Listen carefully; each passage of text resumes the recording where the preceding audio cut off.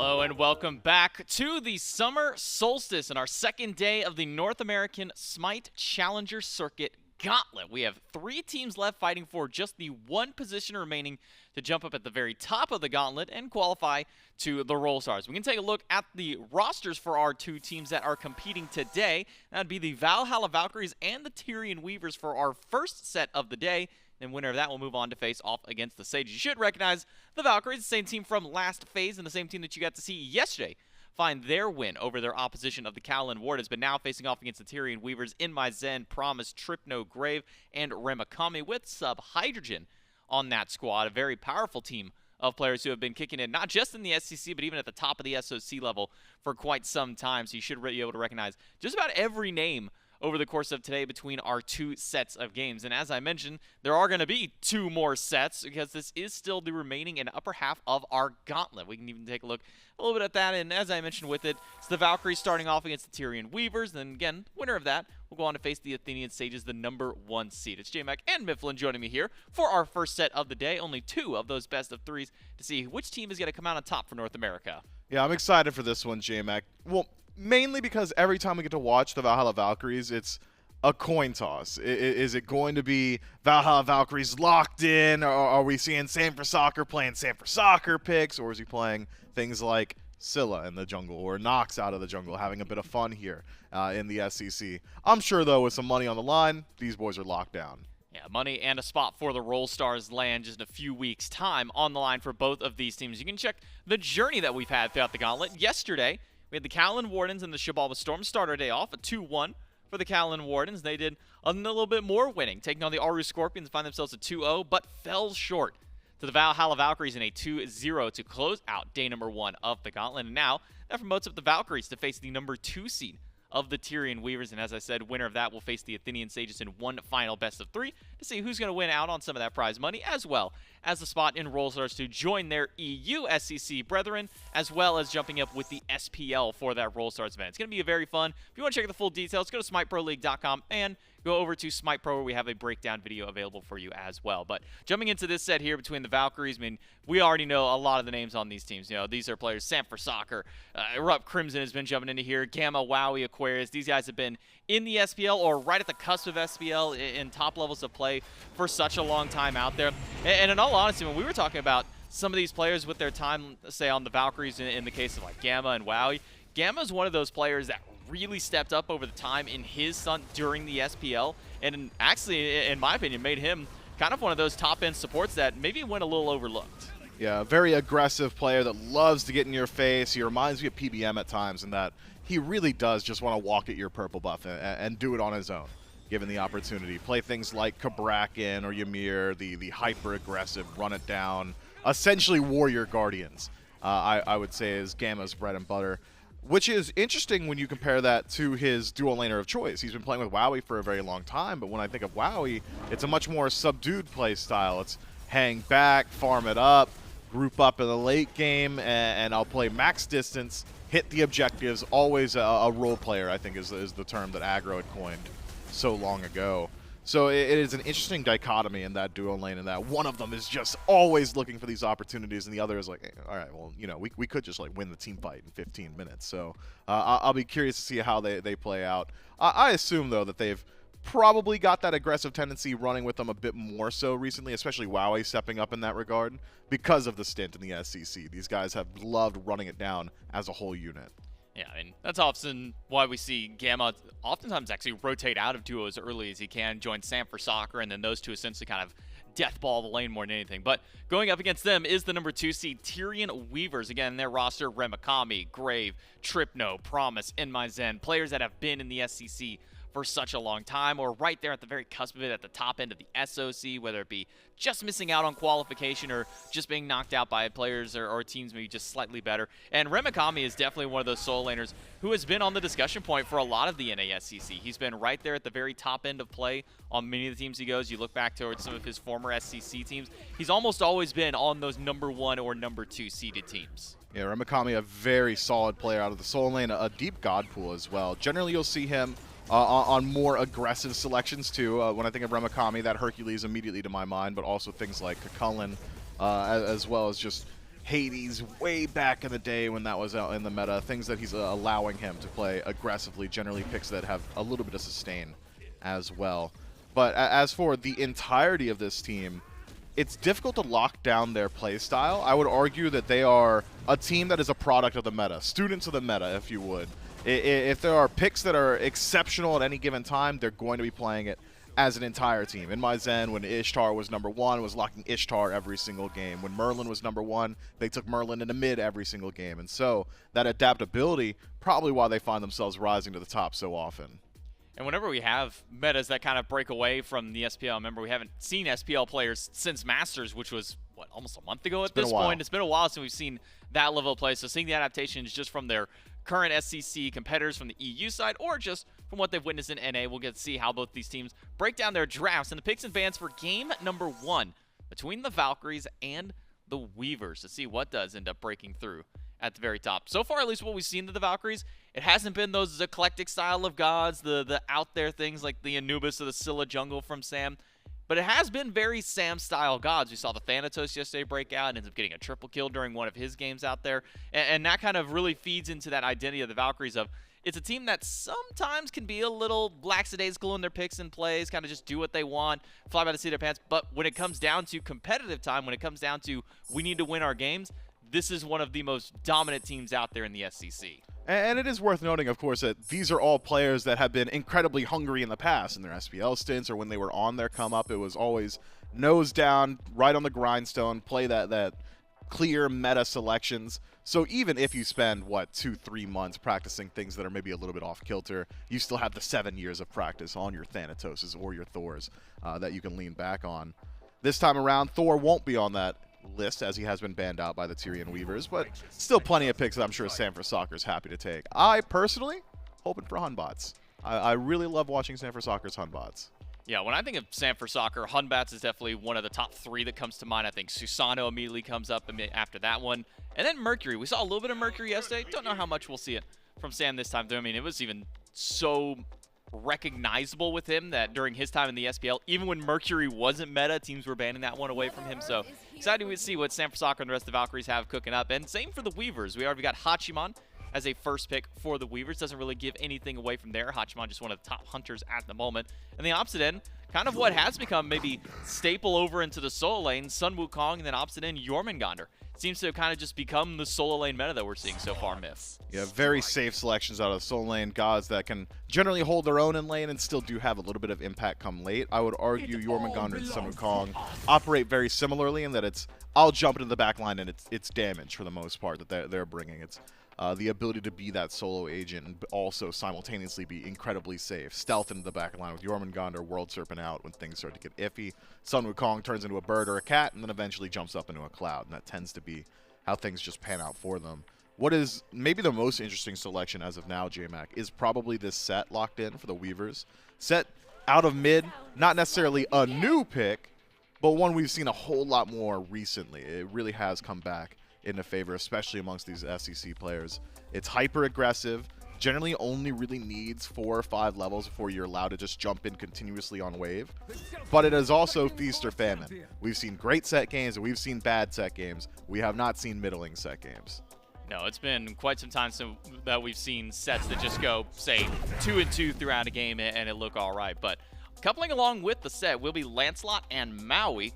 So haven't seen a whole lot of Lancelot. I mean, at one point, it was the go-to solo lane pick. We were seeing a lot of SPL solo laners pick that. We saw some of the junglers going through with it. I think of players like Panatom, Captain Twig, who love to pilot that kind of pick. But it's been some time since he's really been a meta selection, so I'm curious to see how this double assassin comp works for the Weavers. Opposite side, though, Kali seems to have brought herself to the forefront of the meta. When we think about auto attack style assassins, it really feels like Kali has become the #1 go-to for players. Just hyper scale into the late game. Eventually, I'm going to make contact with you with my left click. I won't stop until you're dead, and I'll also be death immune the entire while. So Kali in a very good spot right now. Great itemization options, so no surprise to me that she's seeing a little bit of value, especially considering what we had just seen in the EU SEC Gauntlet. Every single game that god was either banned or picked. If it was picked, it won. If it was banned, well, it was anybody's win.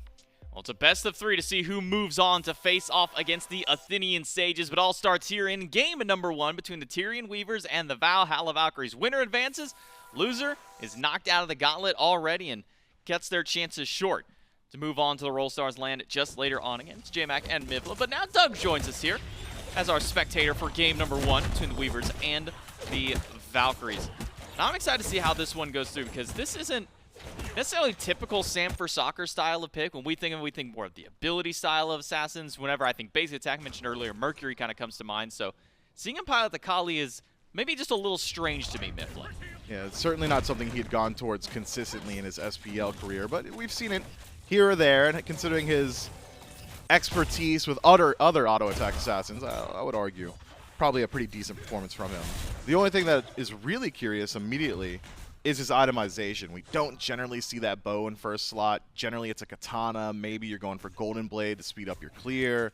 Afterwards, it's usually Executioner, Hasten, just standard Kali stuff, and maybe a bow a little bit later on.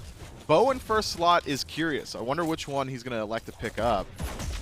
Maybe he just gets like level 2 charged bow and then does the Scream build, which is immediately transferring into the normal build afterward. We'll see. I'll be keeping my eyes on it. I'll definitely keep eyes on both of these junglers as well. For Grave on the Lancelot, as mentioned, not really a meta selection. Kind of seen it peek its head in and out ever since his inception and his allowance onto the battleground. Already starting off with the mace, going for a little bit more damage. Could be some of that CDR with the Jotuns, but making an early rotation towards the shield buff. We've been seeing a little less of the junglers here at this level 2, level 3 point in the duo lane. Seems that most of them have just been favoring some of the other farm across the map. Soak up along with your mid laner for as long as you can, almost until that level 5. And with Sam going back, it will be that charge bow that you mentioned. Yeah, but does he upgrade it to Odysseus? We'll have to see. Really, you can't. I feel like it's such a massive gold investment with 0 power on the item that it would really slow down your power spike. So generally when we've seen Scream go towards this build in the past, it was immediately in towards Kin Size or Executioner in that second slot. So we'll see. A little bit of AoE damage as it stands, though, for Sam for Soccer.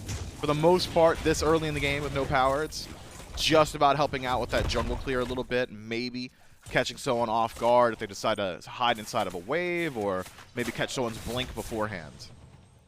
All right, there's some of the clear that you were mentioning with that charge bow, able to quickly clear out those camps. But now the junglers both rotating over towards solo lane. The solo laners themselves seem unfazed. It's just another day in the office for them. Clear out the waves, get a little bit of poke, head back towards buffs. But with the junglers in and make their blue buff clear a little bit easier, maybe both of them recognizing that there is some invade and some steal potential if left alone. So seeing both of their junglers rotate over and make sure to give their solo laners a bit of an extra hand. But Gamma, being Gamma, has already made his way over to the enemy purple buff and will be able to steal that one away. So the Tyrian Weavers losing out not just on the gold from that camp, but also the XP itself being stripped away by the Valkyries. Valhalla Valkyries doing a good job of keeping pressure up on map. We haven't seen the first bit of action just yet. I'd argue the onus of that action does belong to the Tyrian Weavers. You'd want them getting aggressive a little bit earlier on, considering some of the scaling selections of the Valhalla Valkyries. It's not just Kali. Ishtar as well, very strong come late game, especially if she elects to go down that crit tree. Crit a little bit less valuable than it once was because of the change to spectral armor, now giving that crit resistance in an aura to your allies. But Ishtar with the shotgun auto attacks would still be an absolute menace on PvE, and that's generally been Wowie's MO for the last few years. But it's not just Wowy, it's not just Sam for Soccer. There's another one on this team that really scales well into that late game, and it's ErupTCrimson on this Tiamat. I mean, we saw what Nog was able to do yesterday. What was it, 70,000 some odd damage in about a 40-minute game on Tiamat. Yeah. I'm thinking Crimson might be looking to reprise a performance like that. But it was kind of the build path that was interesting for Nog, but we might have to hold up on that. Ultimate from Promise, just off the mark. Fast dash by Wow, he gets him away from that landfall. But kind of talking about the Tiamat, the build path that we saw at least yesterday on it. Start out with the Tablet of Destinies, get a Breastplate of Valor. I think Charon's Coin Soul Reaver was amongst the mix of the damage and a little bit of defense sprinkled in. So we'll keep our eyes on Crimson to see how his build path will go. Already starting in that Tier 2 book, so it could be immediately working towards that tablet right away. We have seen a little bit of Book of Thoth kind of coming back into the meta. We saw it, I think, during the EU SCC Gauntlet. Some of those players electing towards that, but seems that the mid build path is kind of a little all over the place compared to some of the more solidified builds across the map. Yeah, a lot of those mid lane items have seen some changes recently. Remakami has a change coming his way. Sanfrecoccer shifting up the dynamic of that 1v1. Has made his rotation over to the Soul lane, just enough to force out the ultimate defensively. Remakami now without World Serpent. Maybe an easy target for Sanfrecoccer to rotate back through and try and shut down. Dealing with Jormungandr never easy, but dealing with Jormungandr before he gets defense certainly easier than waiting until after. So, no ultimate. We've got about a minute window where Sanfrecoccer could just come back through. Will Sanfrecoccer head back that way, and how will he start working towards his build? It is that balance blade that you mentioned, so Kin-Sai's Executioner both on the table now for Sam with the Kali. Not going to be finishing up that charge bow just yet, but I imagine later down the build path is when he'll finish that one out once he gets a little bit more of that damage online. But the aggressive play that we saw from the Valkyries early on the purple buff invade, not there this time for the timer, so not going to be able to get that third spawn of the buff camp. Instead, it'll just be left for the 2. Sam versus Grave. A lot of damage coming from this Lancelot, and a bit returned back by Sam, but you can already see the power of what Lancelot can do early. Yeah, but Sanfrecoccer doesn't land his combo, so we have to take into account how to use the additional power from that incense. If he gets the lifesteal from Lash, what does the HP trade look like afterward? I'm thinking Sanfrecoccer's a little bit stronger than that small engagement would lead us to believe. Especially with that balance blade already stacked up, the amount of attack speed he has. It is a very strong build. Again, this is a build that Scream had gone towards so consistently when he was locking Kali just about every single game. The general power spike's going to come just on this next back, assuming that he's able to finish up that item. There's going to be a massive boost in PvP potential. Now, looking at both these two teams, Myth, you know, we mentioned kind of the late game scaling, more so the Valkyries. Once you get Kali a few items in, once Crimson gets this Tiamat going, Ishtar just becomes another hunter. What's kind of that time frame, that kind of power curve for the Tyrian Weavers? Is this one a composition that's geared a little bit more towards that early mid game, or is this one that can also scale well into the late game? There is a lot of early game potential on the Weavers. Anytime you've got Lancelot in your team, his ability to just lock down entire lanes with that cripple field, the Grand Joust, makes it really difficult for mid laners or ADCs to escape situations like that. Wowy in particular would be very susceptible to some rotations from Lancelot. Otherwise, once we get into the hyper late game, you're just falling off by nature. The Valhalla Valkyries outscaling. So I would say for the first 15 or so minutes, the Tyrian Weavers should have a significant advantage, especially through mid. You don't lock this set for his scaling. His scaling's not poor, but you lock him for the pressure that he brings to the lane. Promise goes in aggressive, lands the hook onto Wowy, but both Sam and Grave are standing by. Landfall gets beat, gets the ultimate, I should say, from Wowy.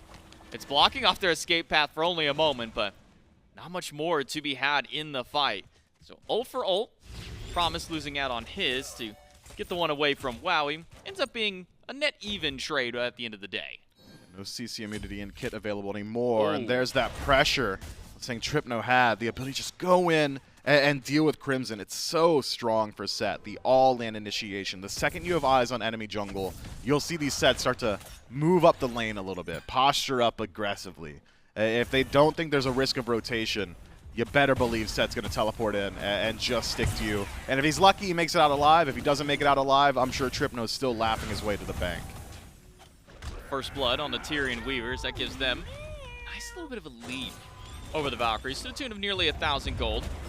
Gamma rotating back through, tries to get something going, but we missed out on the dive for that first blood in mid, but we can take a look back at it as Grave makes his rotation over to the left-hand side to try and keep things going. But even being a level down, Trypno no fear on the set, dives in, pops that Kingslayer, and just holds down W key and left click up against the enemy. It's simple. If your leap's down, if you don't have allies, that's going to happen every single time, and it's going to happen faster. The next time, as Transcendence is fully stacked now for Trypno through mid. Gamma doing the Gamma Classic, which is getting aggressive and I believe does steal away that purple buff. Miserable. That is absolutely miserable there. The Tyrian Weavers slightly unsuccessful. Good defense there from Gamma to secure away his own. That's a massive rotation, too, from Grave. He's there for nearly an entire minute, maybe 2 minutes on the left side of the map. We go into that replay, and he's already considering that rotation a duo, and so should cost him slightly. You can see that now reflected in Sanfrecoccer, about a half level, maybe level lead on the Kali.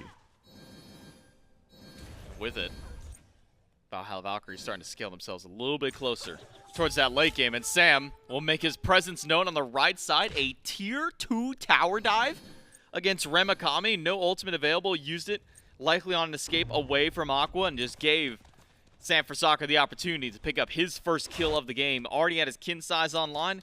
Now working towards that katana tree. Wow, he jumped on by Promise. Stun, pulled back. Zen being zoned away by Gambit. Ultimate from Zen.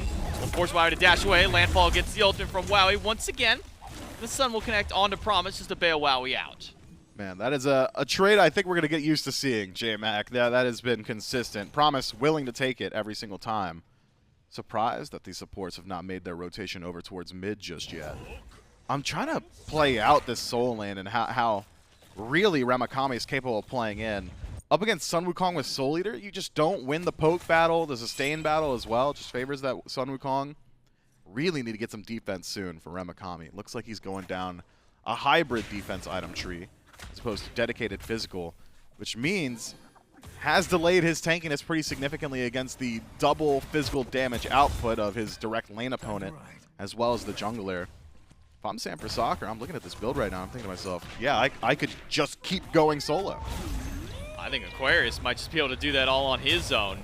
Goes ultimate for ultimate, probably trying to get a little bit of extra damage before Remakami's able to World Serpent himself out. You're right to say, going to this mixed defense, when you're fighting up against two physicals, especially one as hyper-aggressive as Sam can be. Now that he's got a kill under his belt, he's got a full item, almost 2 items deep into his build at this point. And Aquarius even gone aggressive himself, Soul Eater plus the Manticore Spike.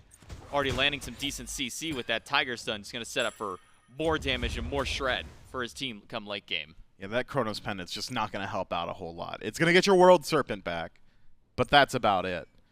As far as damage output, the laning phase, there is no recourse for Remakami. It's just hang out, survive, and hope that he's got enough defense in a little while that he can start actually playing in the lane. Because for now, I mean, there's just not much he can do. Gamma misses the root on Grave, but now with the beacon spawned up, to rotation from Remakami. 4 versus 3 in the mid. Aquarius teleports in to make it an even trade. Grave is so low and taken down by Gamma, and now Remakami on the run as his support has fallen down. Trypno trying to get some big 3-man landfall from Promise is great to set up, but the follow-up just isn't there. The Valkyries get the beacon, and Sam Soccer zoning with his body, throws the destruction out there. A big stun by Wowy to kick things off, and Sam gets his kill in the fight. 5-man stack, and Trypno still going in, but the jump is there by Sam, and now Trypno's got nowhere to go as he teleported in. It's a kill for Crimson, 3 for the Valkyries. Valkyries might not be done just yet. Aqua taking some shots from InMyZen. Zen actually stacking up a good deal of damage already with those kin size. Enough to dissuade the Valkyries from walking into the tier 1 tower. But let's talk about how that team fight really goes down, right? It's Remakami in first, tries to channel his full combo. I believe stunned on Tremor, so doesn't get the burst damage out. And that stun doesn't just connect with Remakami. Also clips Grave, and Grave falls down before he's even allowed to channel the Grand Joust. Immediately afterward, everyone says to themselves on the Valkyries, well, we took that fight. There's no damage on us. We could probably just grab another one. Go on to Remakami, and they're realizing, oh, he's got 15 prots. It's just 15. Let's go ahead and just run him down. I believe it's 15 anyway. You can keep me honest, J-Mac. You're so much better with these numbers than I am. But at the end of the day, with no frontliners tanky enough on the Tyrian Weavers, there's just not a whole lot he could do about it. Yeah, even with his Guardian scaling, just not a very tanky target. So the Valhalla Valkyries really able to chew through what little defense Remakami has to his name. Picks up a few kills over around the beacon as well as the beacon. So now the Valkyries have firmly found a control in the lead. Stun, just barely immuned out by Remakami. Gets the World Serpent just in time to keep himself from falling for potentially a 3rd time off the rotation from Sam. Had that stun connected, we're likely looking at a dead Jormungandr, but Remakami quick on the trigger. He gets himself out. We might be losing a whole lot more beyond there. It's yet another totem for the Valhalla Valkyries, and still more pressure for Sam. Man, and the weakness now of the Tyrian Weavers draft is starting to rear its head in that there is no true dedicated AoE damage. I'm even going further back in that team fight. I'm thinking about that triple pull from Maui into the triple stun from Maui into the double passive pull, right? You'd think with all that CC lockdown stacked on top of each other, they're essentially in a 15-unit range, there should have been some damage. Someone should have probably just died. There's no mage on the Tyrian Weavers. There's no true dedicated AoE. Trypno can throw a skewer, and that's about it until he dedicates his body with those auto attacks, and that's a very dangerous situation to put yourself in, considering how healthy the Valkyries were. It's just a very difficult fight to take. Stun on a Trypno. He's able to sandstorm his way out. The Maui ultimate does pull back too, so Prom is able to bail out his team just enough. As the Tyrian Weavers are forced back under their tier 1 tower, and the Valkyries can go immediately over to the Gold Fury because they've already gotten just about everything they need out of the Tyrian Weavers. So the Weavers will make the trade out. They'll lose out on gold. They'll likely be able to grab this Pyromancer. I say likely, but with Aquarius already on the way, not a guarantee on this Pyro. Aquarius not able to get the Cudgel, so the Pyromancer does go to the Weavers, and the Gold Fury over to the Valkyries. That is a 45-second sequence from Promise that is as close to idyllic, perfect support play as you could possibly hope for. The pull to peel off Sam for Soccer, phenomenal. The stun timing to stop Jinku Bang, perfect. Anything that has gone well for the Tyrian Weavers in the last 2 minutes has been off the back of Promise's play individually. Love the ideas that he's had so far. Unfortunately for him, does at least net him a consolation prize. Feels bad, play perfectly, get the worst of the two neutral objectives, but Pyromancer will go over the Tyrian Weavers to keep them in this game. Yeah, nearly 3,000 gold after that Fury. Ahead for the Valkyries. 5,000 experience, too. Maybe the more staggering number to start this game out. I mean, 16 minutes in, and where's the majority of that lead gone? Well, it seems to be over to the right side. 1 level for Aqua, 2 for Sam, and even 1 for Wowy up against his direct lane opponent. He's been able to net the Valkyries themselves a decent lead to start this game out, and maybe dangerous. I mean, we were just talking earlier, Myth, about how the Valkyries are a team that really scales well into the late game. Sure, the Weavers have ways to get towards late, but when you're looking at Tiamat, Kali, and then insert Hunter here, that's a tough one for the Weavers to fight in from behind. It is. They are very behind at this point. Experience and gold still significant this early in the game. Good eyes, Doug. It's a prophetic cloak pickup for Remakami, further delaying the defense that he could be stacking. It's going to take a little while to get the full value of that item. So, keep your eyes on him. A 2-item, 1 dedicated defense Jormungandr is not going to make a whole lot of space in these team fights. I'd really like to see the Valhalla Valkyries go ahead and just force fights elsewhere on the map. They're currently in a situation where they're suffering from success. Tier 1 tower taken away by in the mid lane as well as in the soul lane means that the only place you could really group up and put your pressure is around that tier 1 and left, which is as far away from Jormungandr as possible. It'd be difficult to exploit him at this portion of the match, but I don't know, we're rapidly approaching that 20-minute mark. By that time, Remakami might just have a tier 2 item in that 3rd slot. He might be able to pressure Fire Giant. Crimson stepping up against 3. With the beacon up in about 30 seconds, should start to see a grouping of the Valkyries over towards this mid lane. We saw a 4v4 on the first beacon. Might just be stacking up towards all 5. Trypno sent out by Aquarius, stunned by Wowy, and the Mez is there as well. Trypno just needs any kind of bailout, but Sam is waiting for him on the other side. And Ultimate doesn't get anything this time. Sam pops the beats, throws the ultimate out. It's Gamma who gets the credit for the kill. Trypno down once more, and it might be Grave falling him shortly. One more shot from anybody will do, and it's going to be Wowy to pick up the kill. Now with Remakami stunned underneath the tower by all the CC the Valkyries have, forced up into that ultimate just to try and get some damage, but more than anything, bail himself out. Now what do the Valhalla Valkyries do? They've maintained wave, so might as well grab a tier 2 tower. Tyrian Weavers not capable of stopping this push whatsoever. Instead, try their best to get something done elsewhere. InMyZen knocks down the tier 1 and left, but Sam for Soccer hot on his heels. Finds the stun after the blink, gets ultimate from Zen, and eats a shot from that ult, but Sam will be just fine and healthy. Meanwhile, the Valkyries, after taking out tier 2, will walk their way over to the Stygian Beacon and cap the second one of the games. That's now 2 for the Valkyries. That extra movement speed and damage to the structures really starting to stack up now. And a blue buff invade for Aqua. It's getting worse before it gets better for the Tyrian Weavers. The Valhalla Valkyries really quickly starting to run away with this one. Gold's not completely out of control just yet. Experience starting to look like it, though. I think this next round of neutral objective is going to be very telling for the pace of the game, J-Mac. If both Gold and Pyro go over to the Valhalla Valkyries, it's starting to get into 90% odds for this team. If at least the Tyrian Weavers can grab one, they'll keep things interesting. It'd likely be the Pyromancer for the Weavers if the Valkyries decide to go for neutrals here. Second bomb in pocket might be enough to equalize things, especially if you play around split push. There are plenty of structures on map that the Weavers could knock down pretty quickly, those tier 1s in mid and right. A great place to start. But the Valhalla Valkyries aren't going to make it easy for them. Instead of going for the more difficult neutral objective, the Primal Fury, instead they say, well, odds of Weavers doing Fury, pretty low. So let's just grab the Pyromancer and then we'll see what we can do after. Can always set up for the Primal now. Trypno rotates over just to see if he can figure out what Wowie's doing. Able to steal away the shield buff, so a little bit of XP, help himself out there in mid, and he needs all the help he can get. Crimson at 1-1-4, already level 20. Close.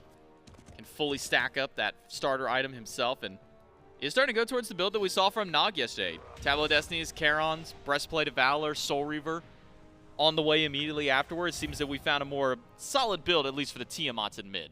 Yeah, we haven't seen this build in ranked a fair deal over the last few months. So, no surprise to me, or not last few months, about the last month since that patch had dropped. So, no surprise to me that Crimson's going to be taking that one for himself. Helps out a lot with some of those item proc effects. That Tableau of Destiny seems to really be one of the better ways to deal with these tankier targets. Sam for soccer, first to make contact, finds Promise in the jungle, but only for a bit of poke. Promise has just been bullied just the same as Remakami, another World Serpent defensively, and only barely able to get that one off. And it's more than enough distance to get away from the Valkyries.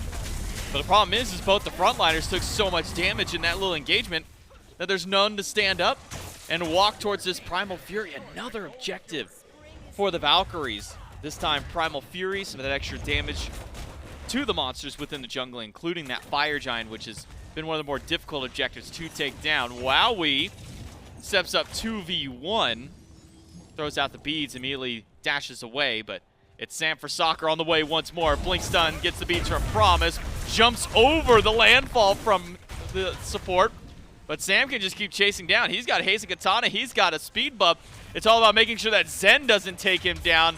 Wall blocks off a bit, destruction goes from Sam, that gets him the reset he was looking for. Another kill for the jungler of the Valks. Yeah, I'd like to see the Valkyries go ahead and reset after they get this kill on Grave.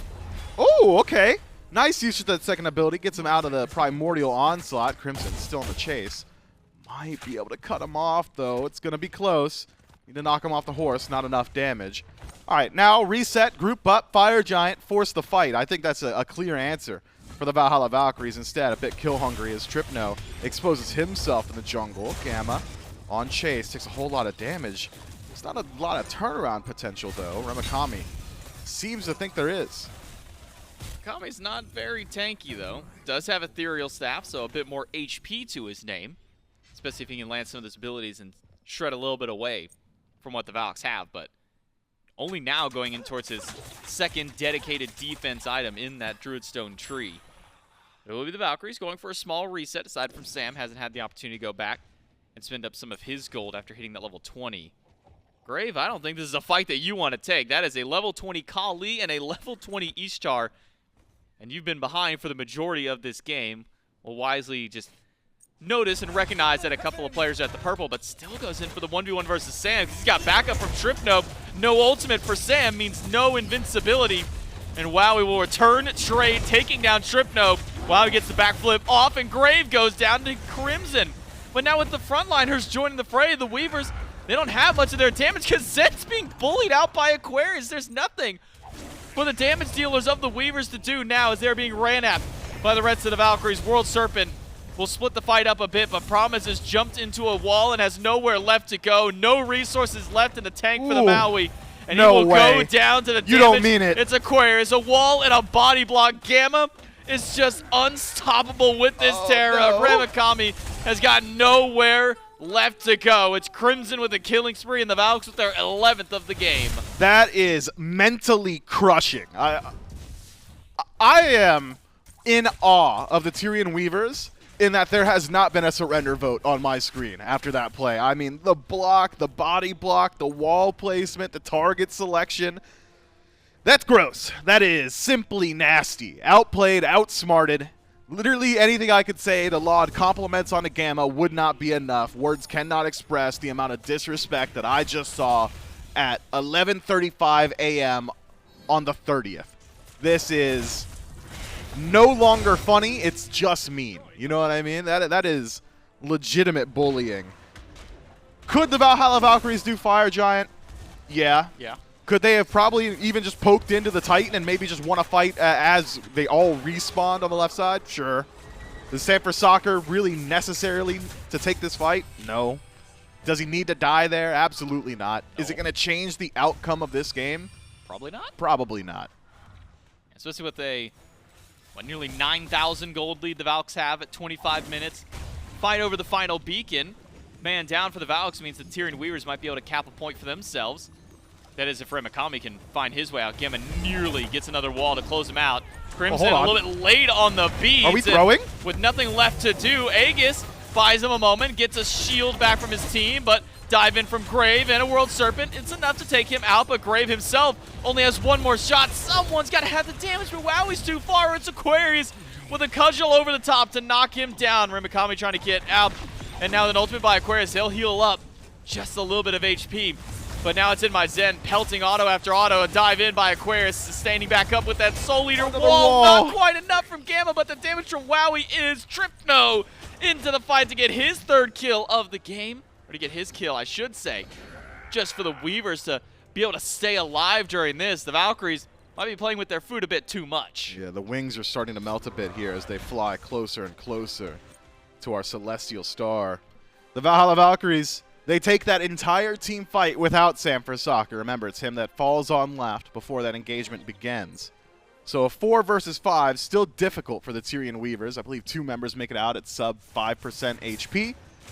So with SMITE, assuming he's playing with his team on a neutral objective, the Valhalla Valkyries still holding significant advantage over their opponents. But the longer this game goes on, the more those advantages start to slip away.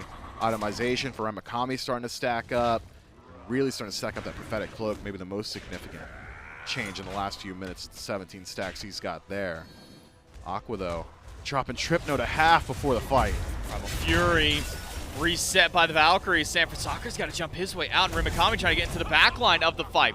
Promise tries to swing away, but doesn't have an ideal landing spot. And that cudgel damage from Aqua really starting to slam InMyZen. Trypno is forced back at the beginning of that fight, and now the Titan's unleashing and heading towards right. It's only a moment of time before we see another fight break out over here on left. Aqua pulled back by the hook, but that's just where he wants. A double stun. One on a Promise and a Remakami who lost his mobility. Now Aquarius can continue the chase through while Promise has nowhere to go. Crimson takes him down, and Aqua still just destroying this backline. Trypno can't even get in. He's CC'd to high heaven, and Grave has got to be the savior. Takes down Wowy, the big DPS, but there's still Sam, and there's still Crimson left. This World Serpent, it's got to take out somebody, but it grabs nobody. It's Sam with the double kill. Remakami, the last one alive for the Weavers. He'll only get a little bit of his damage, so he's got to Aegis out at what is left of his health.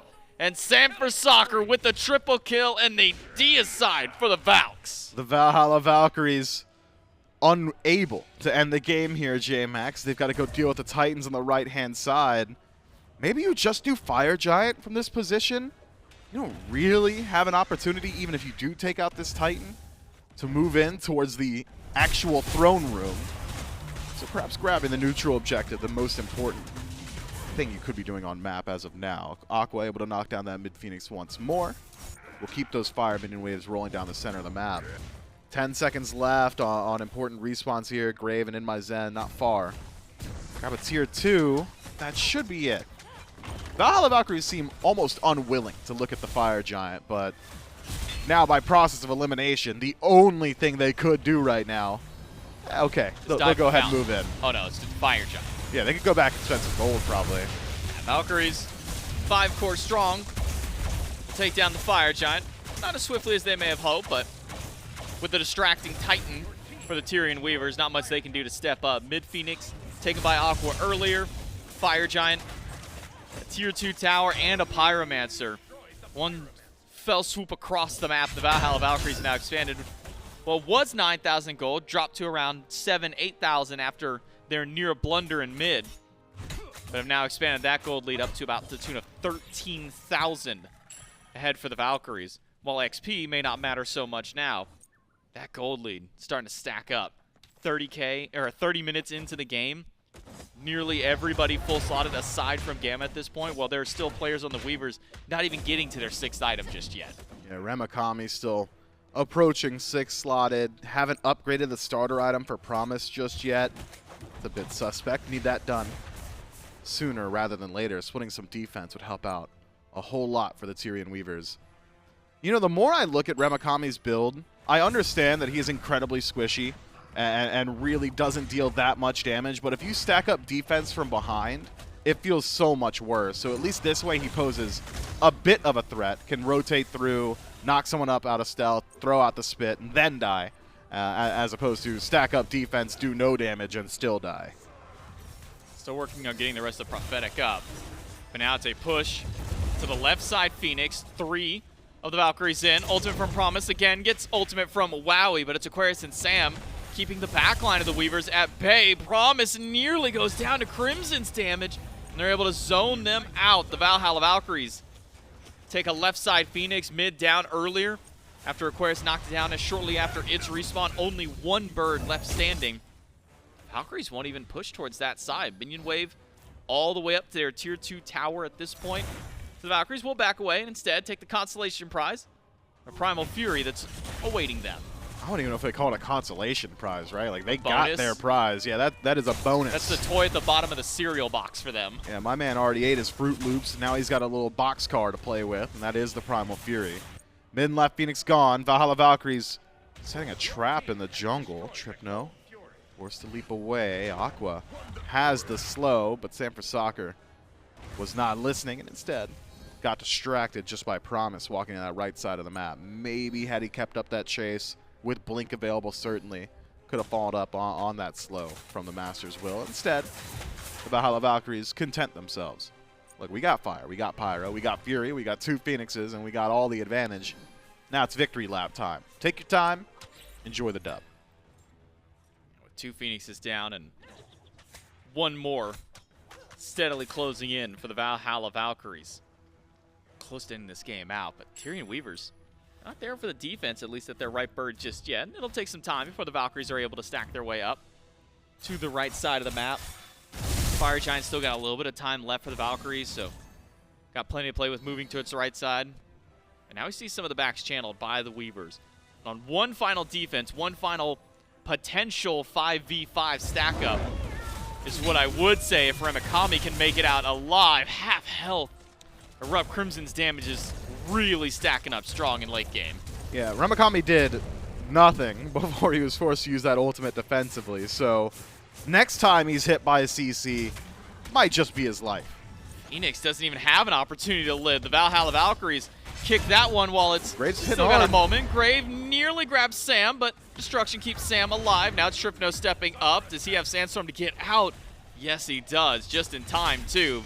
Now it's Zen and Promise, the dual lane of the Weavers, trying to defend against the Valkyries, but damage is flying back so heavily. Grave walks out the door, maybe to his own death. He takes Sam alongside him, but it's a 1-for-1 trade that he's probably not wanting to take. Zen gets locked down and knocked down. The Tyrian Weavers only have 3 left to defend, and it might not even be 3. His Promise is knocked into the sky, and ErupTCrimson brings him right back down. The Valhalla Valkyries in the throne room of the Weavers. 2 to defend for the Weavers against the Titan, but the Titan doesn't have much health left. The Valhalla Valkyries will sweep through game 1.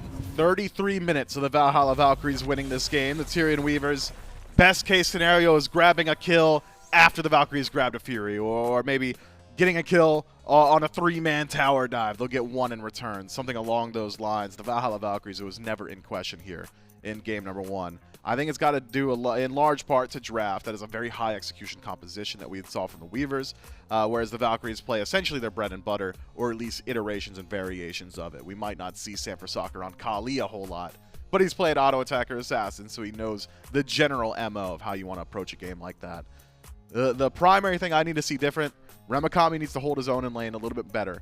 Falling down as consistently as he did really made it difficult for the Weavers to play in the team fight. You need that frontliner there. You need someone making some space.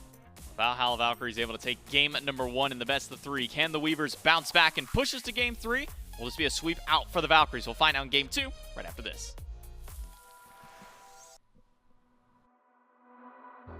I promised I would wait for you, but I'm I'm getting so impatient.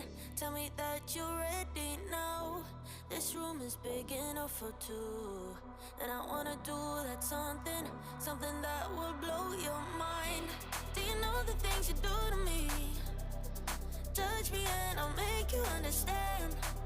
Yeah. Do you know the things you make me feel? I can show you if you take my hand. I just wanna dance, dance, dance with you. Let me take you under where nobody can see. I just wanna dance, dance, dance with you. Harder than the summer, so put your hands on me. Put your hands on me, on me, on me. Put your hands on me, on me, on me. Put your hands on me, on me, on me. Put your hands on me, on me, on me, on me.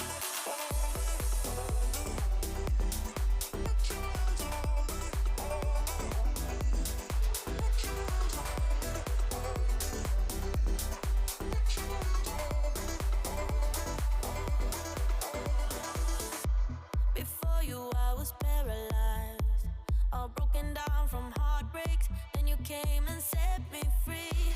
You've taken me to paradise, where nothing is a mistake, where we move so flawlessly. Do you know the things you do to me? Touch me and I'll make you understand. Yeah. Do you know the things you make me feel?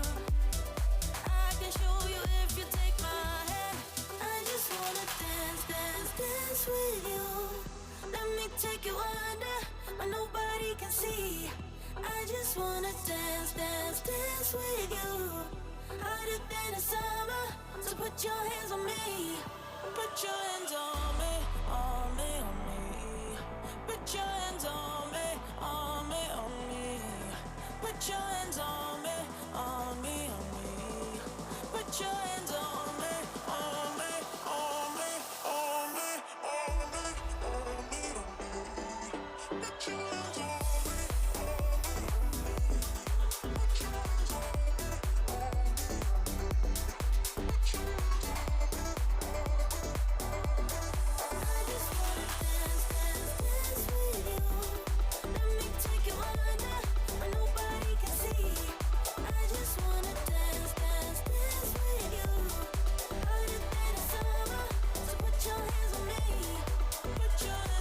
me. We gon' break up, then we make up. Act like we're gonna be friends. Flames to fire, take me higher. Leave it all over again, all over again. Leave it all over again, all over again. Leave it all over again.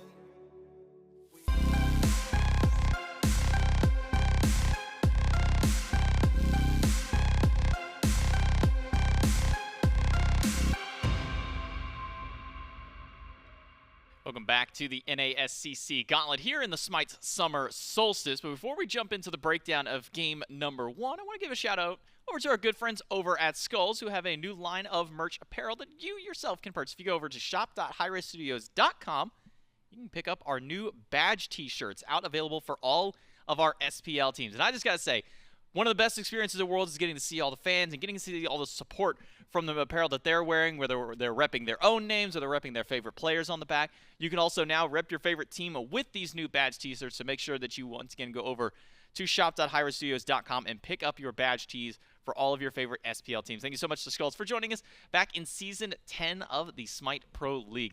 And here in game number one between the Valkyries and the Weavers, I think you put it best, Miv. There was never a question of whether the Valkyries were going to win. It was just, when were they going to win? Was it going to be in 25 minutes? Was it going to be in 30 minutes? Because from essentially minute 1, minute 2 of that game, it was all in control for the Valkyries. From minute 1 to minute done, if you would.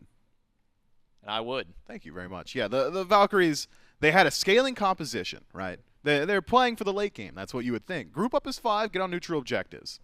Why? When you're winning out on every single engagement throughout the entirety of this game. Every single fight that could have happened, barring that one small sequence at like 26 minutes was all Valkyries all the way. I think it's just a much more cohesive composition here from the Valhalla Valkyries, the Tyrian Weavers. Even off the back of these great CC setups, weren't quite able to have the DPS. No AoE damage, no standard mage, no chance for them to follow up on a 3-man pull and a 3-man stun from Maui.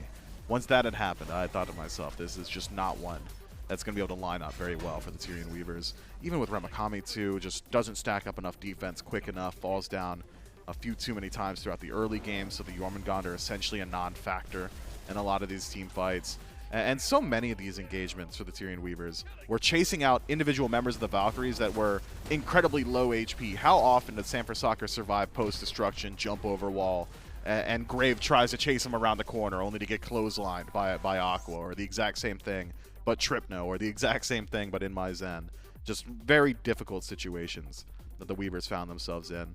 I think going into Game 2, beyond P's and B's, adaptations need to lie in when you decide to take these engagements, withstand the early game, and perhaps meet the Valkyries a little bit later on.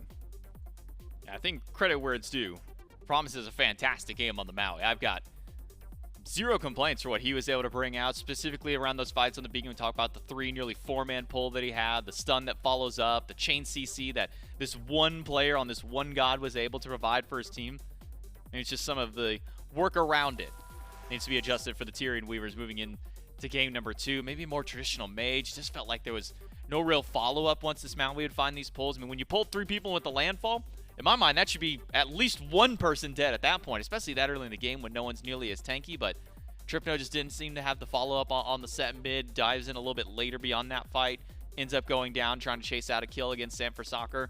We'll see what changes get made for the Weavers for game number 2 as we jump into the picks and bans for that second game. So maybe a traditional mage, maybe something away from Lancelot. Just felt like Grave didn't get active early enough on this pick. But there were a few fights that Lancelot did look good, so I don't think leaving at the feet of that pick is something I'd do. If I were to change anything, maybe the mid laner, maybe the soul laner. And even then, Jormungandr is actually in a pretty good spot right now too.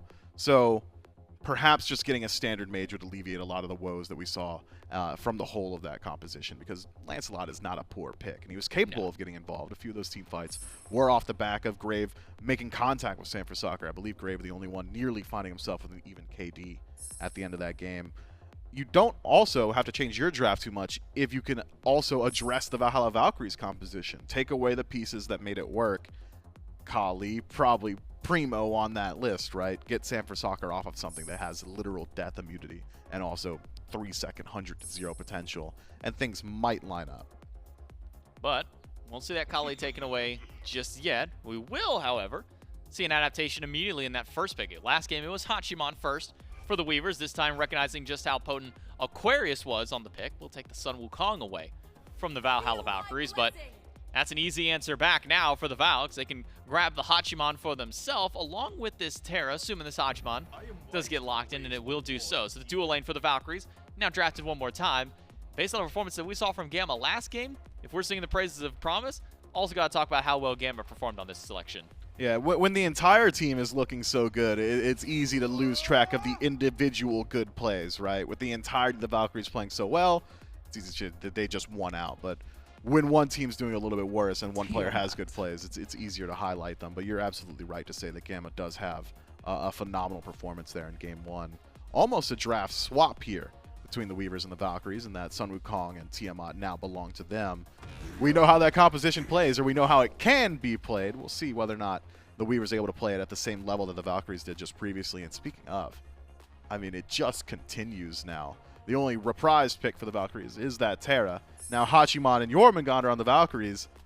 This could be a little disrespectful. This could be a little stinky, J-Mag. I don't know. There's something behind it. It almost feels like that, hey, any comp you can play, we can play better kind of a moment here for the Valkyries. But Rama will go over to the side of the Weavers. So instead of taking the Ishtar that the Valkyries performed on, they'll instead take a Rom, get another Hunter over there for InMyZen. I was hoping for But it set. will be a Merlin drafted up. Won't be seeing the set, so not going to be taking Trypno's pick away from him this time through. So we'll see the Merlin. Opposite side, though, Cabrakan. This is typically a pick. Whenever I think of this one, immediately that kind of goes to my mind is someone like Gamma was one who really liked to play this, PBM, Aurora, those kinds of players, those hyper-aggressive style supports. We'll see if the Weavers can do something similar with this pick. So this is still a very aggressive composition from the Weavers. A lot of dive potential. Sun Wukong gets into that back line. Cabrakan, Camazotz, they're all a part of it. Tiamat, as far as mages are concerned, still is one of the more aggressive mages, at least in that quadrupedal stance. A lot of her abilities, essentially melee range. So the Weavers, oh man, what's the word to describe it? Their identity, their team fight identity, I think very similar to what it was in Game 1. High execution, don't fall behind, but if you do establish a lead, very easy to hold on to it, just by nature of how aggressive this draft really is. Whereas the Valhalla Valkyries, I mean, it's generally a standard composition top to bottom here. They've got good defense, they've got pretty decent objective burn, but they will struggle a little bit more so in locking down targets, I think. Well, the Weavers have got to find something here. They got to find the magic for game number 2 if they want to keep their chances alive to move on in the Gauntlet. The Valhalla Valkyries, they just got to win it out here in game number 2. We'll see if either of those teams can find their success as we jump into game 2 between the Weavers and the Valkyries against J-Mac, Mifflin, and Doug. Here to bring you the action for that second game.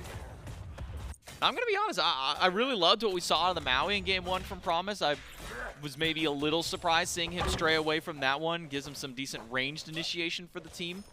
But instead, going to be this very all-in style of draft. This team that loves to get into your face. The only one that doesn't really need to would be Zen on the ROM. Can stick to a distance, fire those autos, and go for those long-range snipes we've seen him use to both start and end kills more than anything. So a very, I guess you can say, almost classic W key style of comp from the Weavers. Yeah, the interesting nuance of the late-game team fight for the Tyrian Weavers is exactly what you hit on there, J-Mac. It's whether or not InMyZen is going to be in that back line. And if he is he going to be there alone?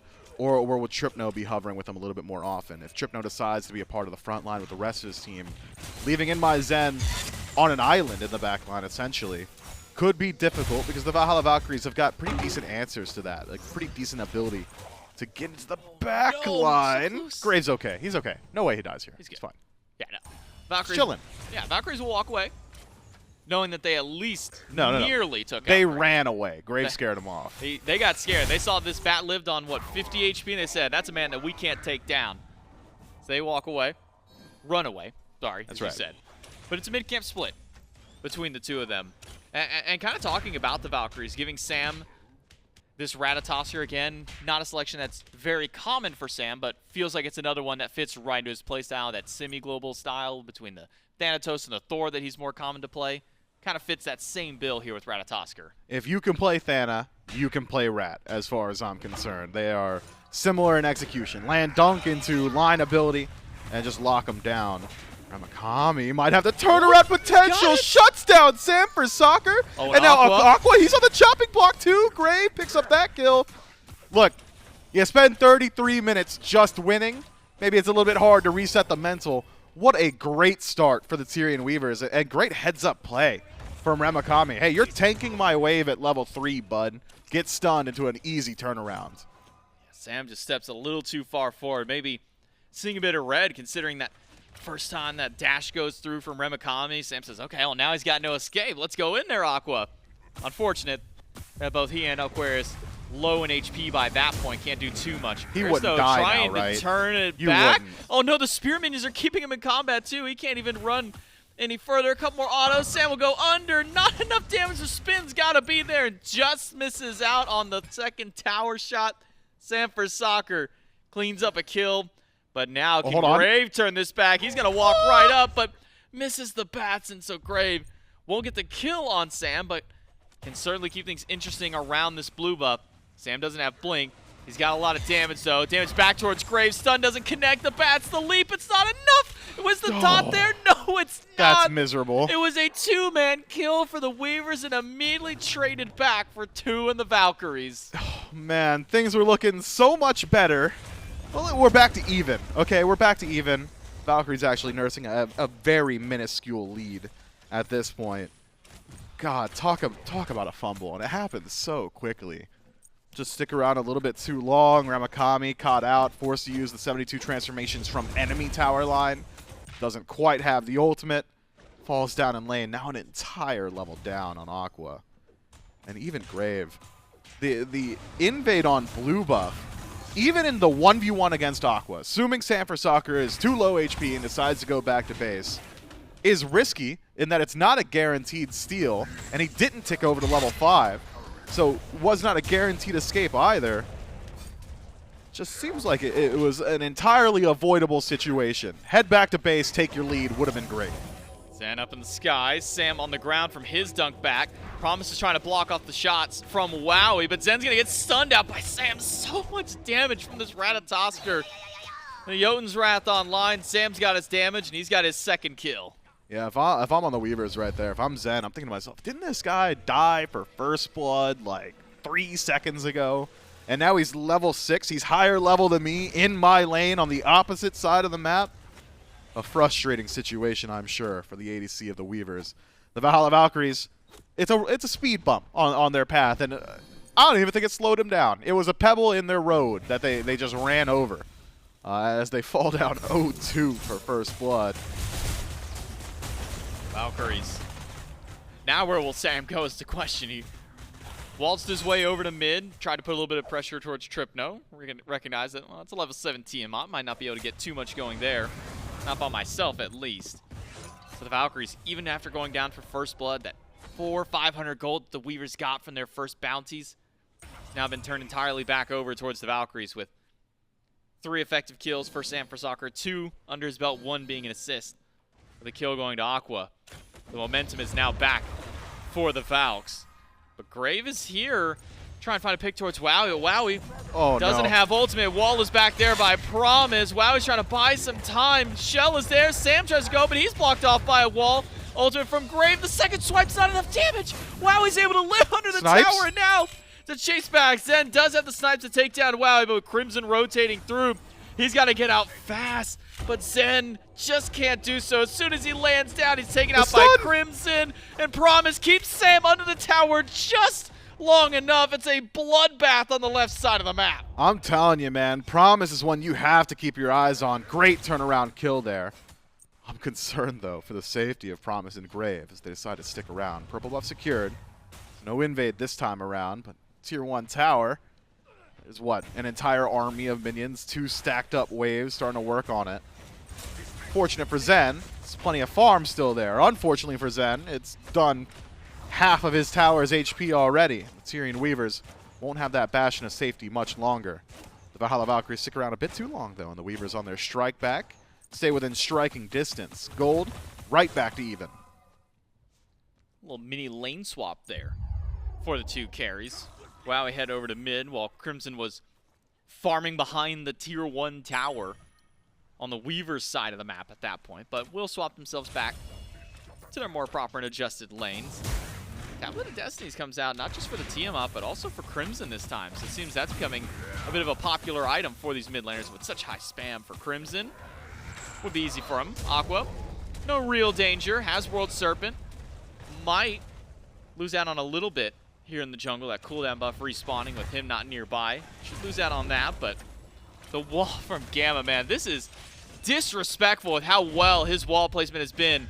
And Sam for Soccer dashing right in. The stun misses. The spin is nearly enough, but Promise goes down at the end. And Zen will even be safe on a tier 1 tower. Yeah, maybe a little too low on health for Sam to commit that dive. Grave between the towers, considering a bit of poke here, would not legitimately dive. Instead, throws out the Vampiric Bat, says, whoop, small whiff. I'll at least be able to steal away those bat camps of Sam for Soccer all the way on the left-hand side. So, nothing ventured, nothing gained. Not much gained, but certainly ventured there by Grave. And I think he's got the right idea of it, J-Max. Shutting down Crimson would be so important. If the Tyrian Weavers find themselves in an advantageous position, let's play the hypothetical game, 25, 30 some odd minutes in. Crimson is the keystone of a base defense. Merlin is one of the, if not the best mage on defense, or even on siege at times. Gods in the game. And so, dealing with him right now, before he gets that second relic, before he's stacked up all of his items, would be so important. And you're in a unique position in having Tiamat mid that Trypno is capable of tanking up a few tower shots on dive. Trypno, though, eating some big poke back. The yank back from ErupTCrimson, not enough. But Trypno lives with under 100 HP. As Crimson and Sam are now able to force the Tiamat back to base. This bloodbath in the soul, every time we pan over, they're both sitting around that quarter HP threshold. Just waiting for anybody to come through and lock down one of those kills. But Trypno is able to narrowly avoid death. Maybe some of that coming to the fact that he's to stack up some of that defense in that second slot. Defense in second slot plus quadrupedal passive. Tiamat might just be one of the only mages, bars Zhong Kui, that survives all the damage sent his way there. So good on Trypno. Just barely able to survive while simultaneously maintaining his beads. So significant. So survivability going to be there for the next rotation of the game as well. We're starting to see the inverse of the previous match in the Soul lane, though, J-Mac. Aqua been sent back to base consistently. It's just not a great matchup for the Yorm. That's solely their value from Remakami. Just doing so much. Has a little bit more power, has significantly more sustain, so any fight that doesn't result in a kill will favor Sun Wukong in that 1v1. Meaning that Aqua is in a position now where he's got to essentially be left alone on an island to lose for the next few minutes. Just don't die, you'll be in an okay position. And as he starts to stack up a little bit more physical defense in that second slot, it'll become easier and easier for him. Doesn't feel great for Promise there, missing out on the ultimate. Trying to grab either Sam or Gamma, but misses out on both of them. Mid camp secured by the Weavers, and now fight around the shield buff. Double stun by Gamma in the backline again. Will lock Zen and Grave out. Secure the buff. Now Valhalla Valkyries, with all this fighting that they've done, with all these skirmishes that they've been starting out, game is sitting dead even. 10.5 minutes in, that first beacon, a little over a minute from spawning back in. This 500 gold means essentially nothing at this point of the game for the Valkyries. Experience only slightly in favor of the Weavers.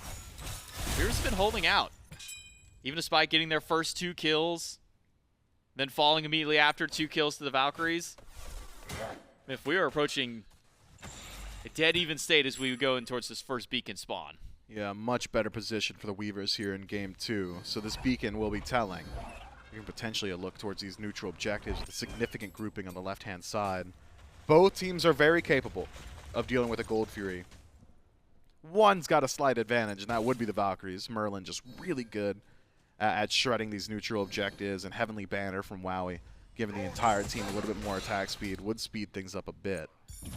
But either team with a pick likely would just move in towards that neutral. Beacon's charging up, though. We'll keep our eyes on these Soul laners. They generally tend to tell the tale of how this engagement's going to go. If Soul laner stays in lane, it's usually just poke from that team. If Soul laners start to rotate out, all in 5-on-5 engagement.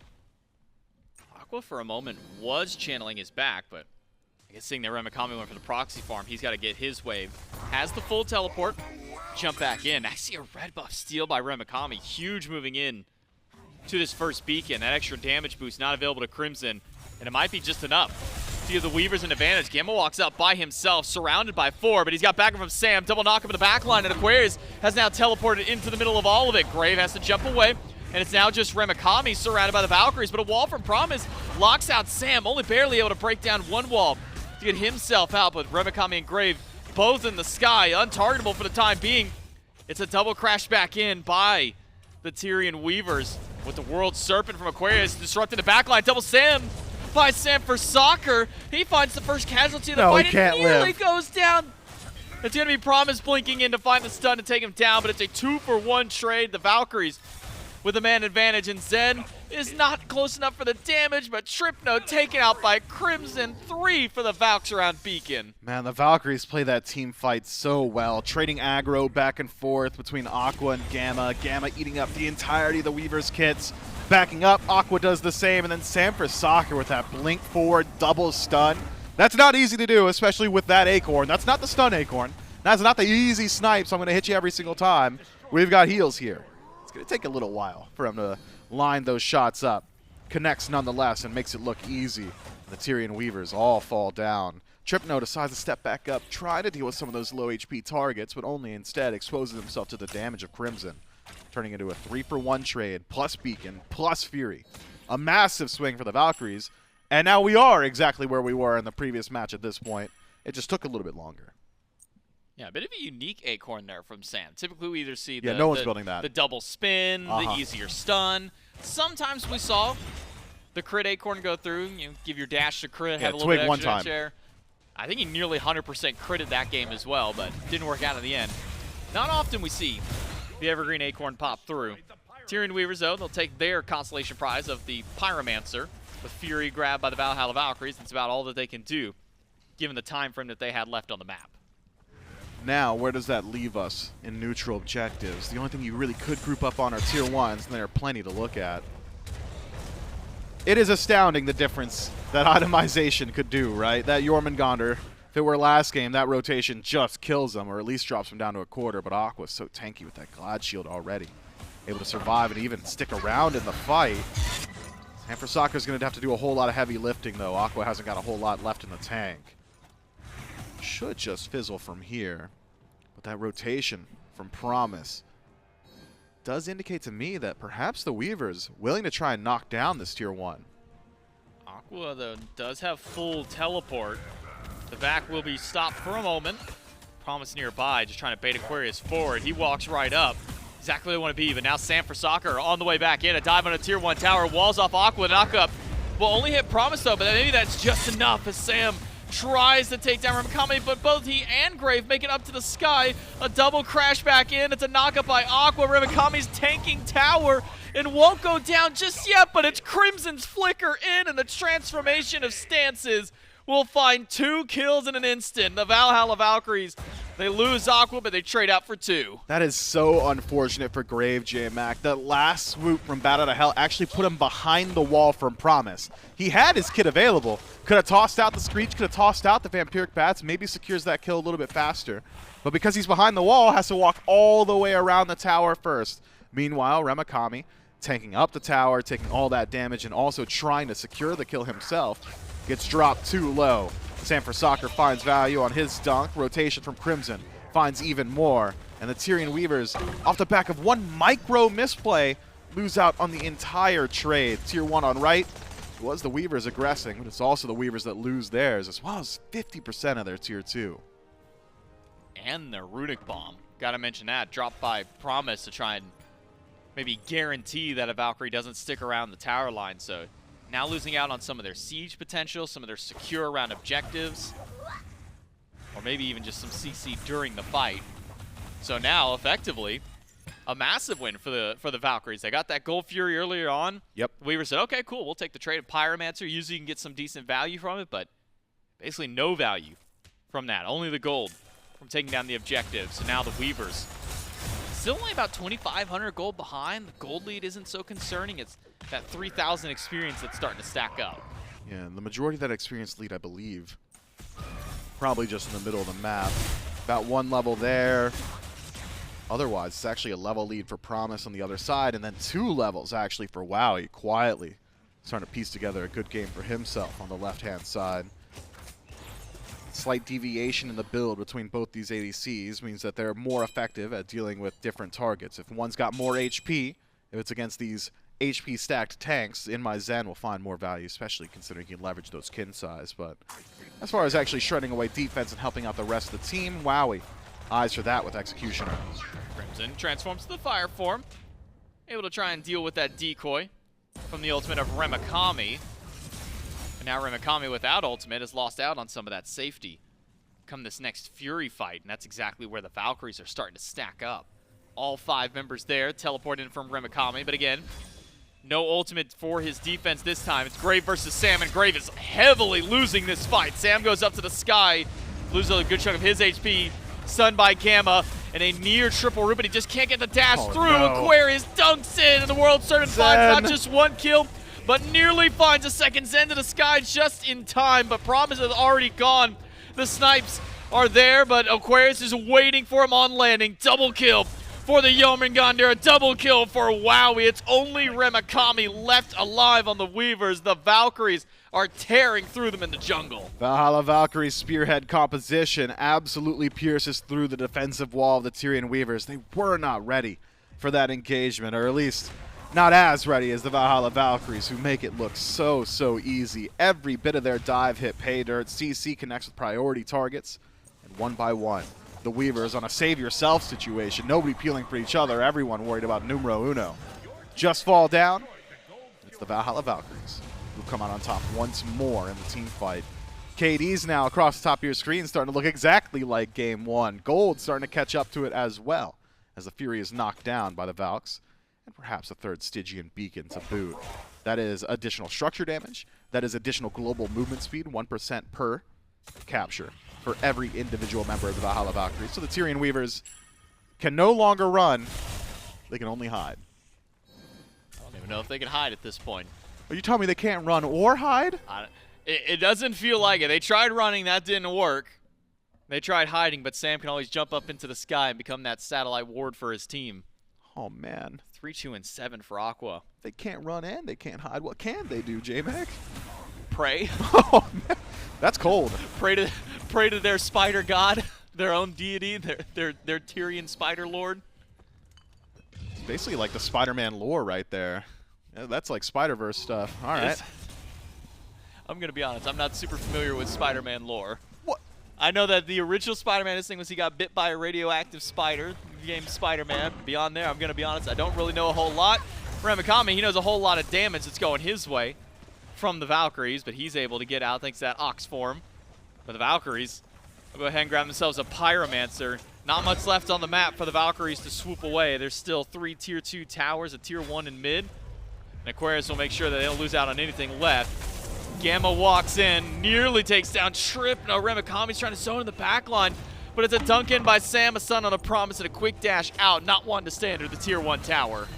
Grave hovering on the left-hand side of this engagement, trying to find an opportunity to walk in, but too scared to do it, so instead watches as Remakami just gets dove in the tower. Grave tries to swoop away in the bat out of hell, but as soon as he lands down, it is the World Serpent chasing him out. A blink gets him from the last swipe, and Graves able to avoid death this time, but can't say the same for Remakami. He's still 30 seconds in the grayscale. All 5 of the Valkyries stacked up in mid.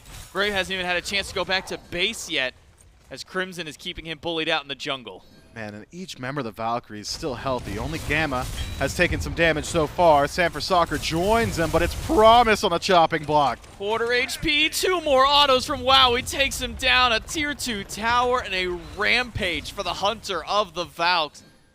There's not much left that they can do on the map now with HP bars still healthy. Fire Giant might be an option for the Valkyries. Aquarius can go back to base, teleport back in. But it might be a slow rotation towards the objective.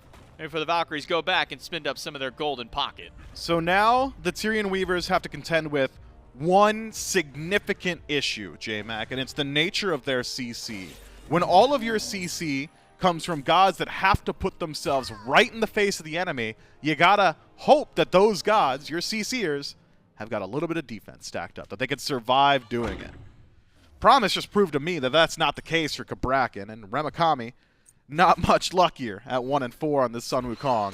So if you need to start your fight with a stun, you're probably going to have to sacrifice one of those 2. And if you're already, what is it, do the math for me, 6,000 gold behind. Yeah. You're already 6,000 gold behind, sacrificing one of the 2. Well, then a 4v5 at deficit doesn't exactly look great. Best case for the Tyrian Weavers is to maybe split the map, catch the Valhalla Valkyries, looking for individual plays. That was one of the silver linings of the Tyrian Weavers in Game 1, was the Valkyries' confidence in their own abilities to take 1v3s and 1v4s on map. Isolate individual members, things can look a little bit better. And Promise is capable of doing that artificially in some of these team fights. His walls, I mean, they're not going to buy much time, especially the Jormungandr there, but they'll buy a little bit. Maybe that's your way in. All right, I've got it, Myth. Uh-huh. You read the Spider-Man books? No. Oh, no, okay. not that. Cool, okay. No, if you're the Valkyries, or I'm sorry, if you're the Weavers, let the Valkyries start winning out the next couple of minutes. Right when you think you're about to win the game, let them win this. And then take the beacon so they can't kill the Titan right away. Then it buys you even more time to lays that out. But Graves first got to get away from this Ratatoskr and a Jormungandr. Graves should be fine, but Remakami may not be so lucky. Wall nearly catches him out. He's able to get into the somersault cloud, but no matter which exit path he takes, it's looking like a casualty for Remakami. Ultimate from Wowy, that'll secure the kill for the Valks. And Fire Giant, what was maybe in question a moment ago, is no longer a question, isn't a definitive answer. It's a canon event. for the Valhalla Valkyries. They will grab the fire chime for themselves. The Tyrian Weavers will rush down mid. And Miv, I'll give you props. That was a good one. I've got the Spider-Man lore ready and the references, all right? I haven't even watched the movie yet. Grave tries his best to steal Fire Giant.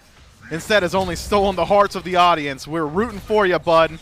And he falls down, unfortunately, to the full might of the Valhalla Valkyries. Fire Giant on all 5. Sam for Soccer limps his way back to base. Scratch that. He's going to go ahead and heal up on the jungle.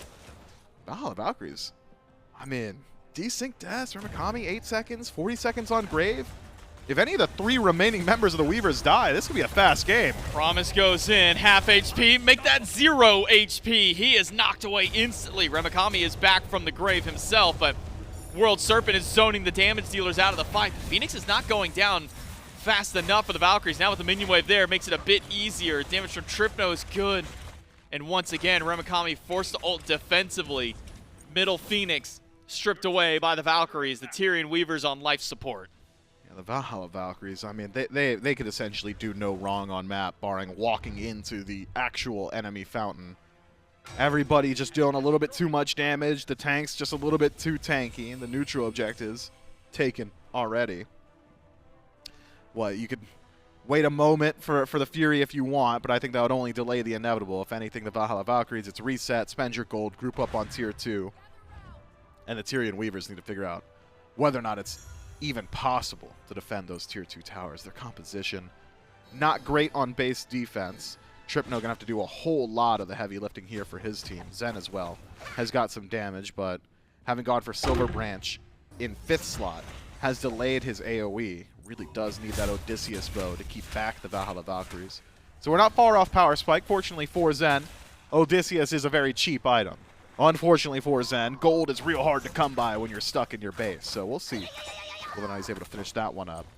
Valhalla Valkyries, though. I mean, the gold lead's going to get worse before it gets better. These tier 2s are essentially guaranteed. Aquarius going to zoom out of base, defend his tier 2 best he can. Keeps Remakami and Grave busy, while the rest of the Valkyries stack up on left side. Titans have been unleashed in that left lane, so the Weavers are going to have to beeline their way back to try and defend, but Valkyrie should be able to knock down the Weavers Titan with little to no problem, little to no damage thrown their way. So now it's up to the Weavers on a base defense.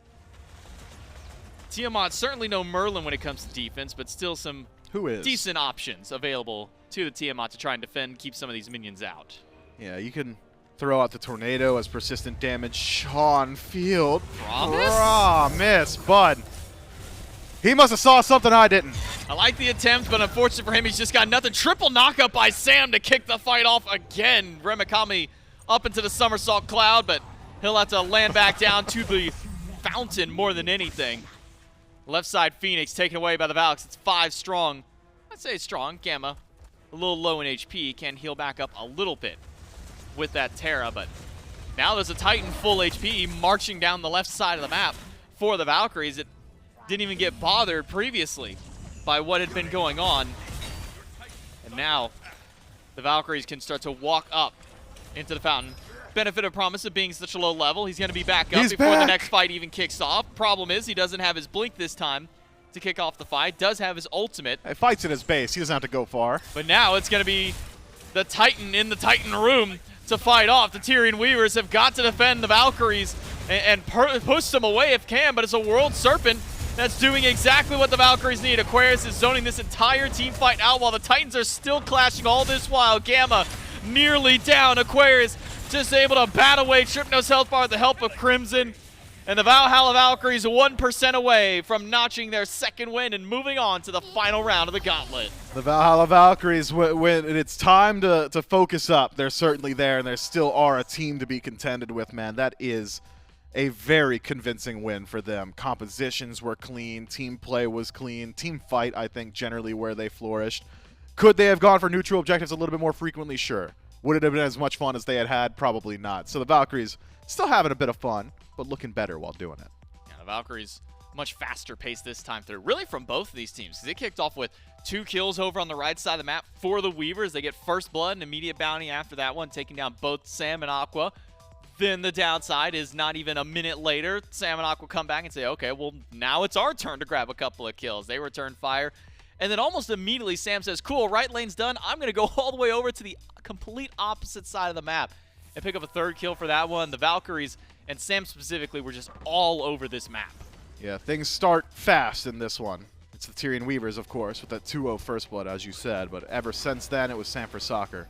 Active everywhere. Aqua as well makes a few of those key rotations over towards the mid-team fights. See him here getting involved in that back line around the Stygian Beacon. Makes it so difficult for the Tyrian Weavers. I really did like the adaptations the Weavers had made in composition. Felt like it was a much more cohesive draft here in game number 2. Just couldn't quite find the grouping. Felt like every single time the Valhalla Valkyries engaged, they had their teammates behind them. They had the strategy. They knew that there was going to be allies rotating in behind. Whereas the Weavers were much more willing to take 2v2s or 3v3s and not have 4th or 5th man rotations to swing things in their favor. And so, at a deficit, Tyrian Weavers tended to slowly bleed out around these engagements. The Valhalla Valkyries get a couple landfalls, or no, excuse me, windfalls of good luck in that, what was it, 2 team fights and right on top of a neutral objective, be it that first Fire Giant that went down or the second Gold Fury. Just, oh, okay, we won our fight and we're already on the objective. Made it very easy for them to push that lead even further. So busy talking about the control that not only Aqua and Gamma, but Sam had during that game. Neglected to mention the 8-0 for ErupTCrimson on the Merlin, 7-1 for Wowy. When your carries aren't dying very much, it's hard to kind of vote against a team like this. Valhalla Valkyries able to sweep out a 2-0 against the Tyrian Weavers, and they'll now await their final opponent of the Gauntlet, our final best of 3 of the NASCC Gauntlet. Will be the Valkyries up against the Sages, the number 1 and now number 3 seed team of the Valkyries facing off for our final matchup. Excited to see what the Athenian Sages have cooking up, because now they've gotten to sit back and watch the competition a little bit, see not only what the Valkyries have done in their 2 sets, but kind of see how this meta has developed for North America. Yeah, I'm not sure how much parsable information there was, at least in this set for the Sages. They're like, oh man, Valkyries are just running them over, but you can at least look at picks, you can look at bans, you can maybe take those into account as you move into your own match. Yeah, as mentioned in this Gauntlet format, there's now only 1 set remaining, and that is the most important set of this Gauntlet for both of these 2 teams. Winner gets a nice little cash prize, but also the benefit of coming out to our Roll Stars event to play with not only the EU SCC winners from our previous event, but also joining the SPL players for that Roll Stars. Going to be drafted up, go into that roll versus roll. Always talk about, what role's better in SMITE, who's got the better players inside of those roles. Well, in a few weeks' time, we will get to see exactly who the better role is, who the better players of that role is. So that's still a little bit of time. We still got to figure out who's going to be going to Roll Stars here for North America. Will it be the Valkyries? Will it be the Sages? One final best of 3 to determine who is the top of North America here in the summer. Yeah, I'll be really excited for this one. The Sages held on to first seed for a good long while now. I believe every phase so far, they've been right at the top of that seeding. So, with the fan favorite of the Valhalla Valkyries having found themselves in 3rd seed, I think it also lends credence to maybe the discussion, the discourse around this team. Are they just having fun in the regular season? They just made short work at the 2nd seed. So we'll see. Now with both teams firing on all cylinders, who really does dominate North America? It's time to bunker down and see who the number 1 NA team is going to be. The final round of the North American Gauntlet will be the Valkyries and will be the Sages, kicking off right after this break.